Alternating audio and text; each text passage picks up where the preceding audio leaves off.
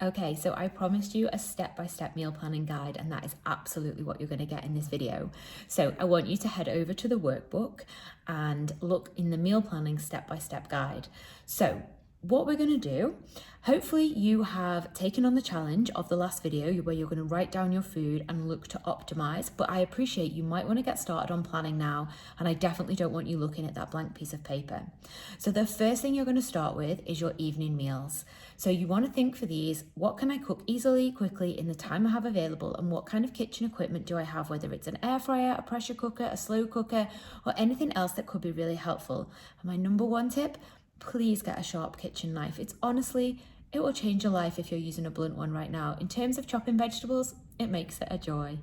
So we really want to think about, okay, what are those evening meals? Now we're going to have a full video on an exact tip on how to do this, but for now you can just start jotting down a list of evening meals that everybody likes and enjoys.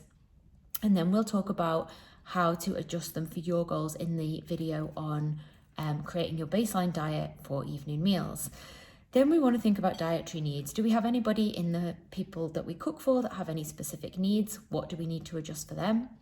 And then we obviously want to make sure we're getting some nice variety. So rotate the proteins. Make sure you're having a mixture of chicken and fish, beef and lamb and pork, and all of those different proteins. Or if you're using plant-based sources, even more important to make sure you're getting a variety, because to get all of the building blocks within the proteins, our little amino acids, we need to get a nice variety from plant-based sources. So we also might want to include a vegetarian night. That could be like a nice challenge. I know some families are into that, some people are not, but you could always do that if you wanted to and adapt the meal. So if you're perhaps cooking something like a lasagna, you could do 1/4 with veggie mince. I actually find that if I cook something with corn mince and I don't tell anybody, then they just don't know. Obviously, be aware of allergies for that if you are going to do that.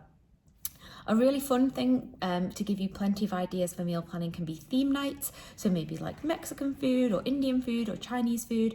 And I really recommend Pinch of Nom.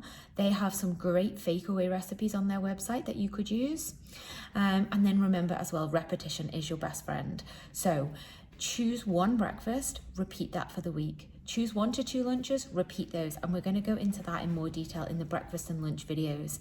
And then remember with snacking as well, you can plan your snacks. I would absolutely recommend that you plan them rather than just see what you feel like on the day. Like we talked about in a previous video, just going by how you feel can lead to choices that are absolutely in the opposite direction of your goals, because ultimately we're all just a tiny 5-year-old in our minds who would run riot in a sweet shop given a chance. So we have to parent ourselves. We have to say, no, actually, do you know what? I am going to choose fruit because that is the grown-up thing to do for my goals. So once you've had a look at those ideas, you can start to put together a bit of a plan.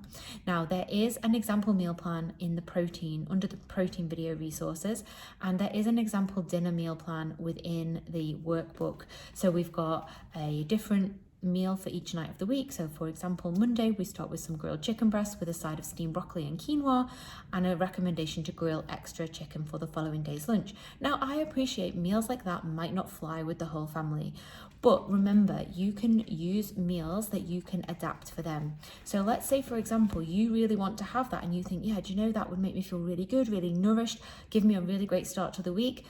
But I absolutely know my teenagers, my partner, my whoever will never eat quinoa and steamed broccoli. That's okay. What about making like potato wedges for them and a side of peas? So they get chicken and chips, you get chicken and quinoa, everybody's happy, and you're not cooking separate dishes. Everything just goes whacked in the oven to roast at the same time. So what we also want to do is think about making the meals that work for you, but also obviously meals for anyone else that you happen to cook for. And we'll break that down even further in the dinners video.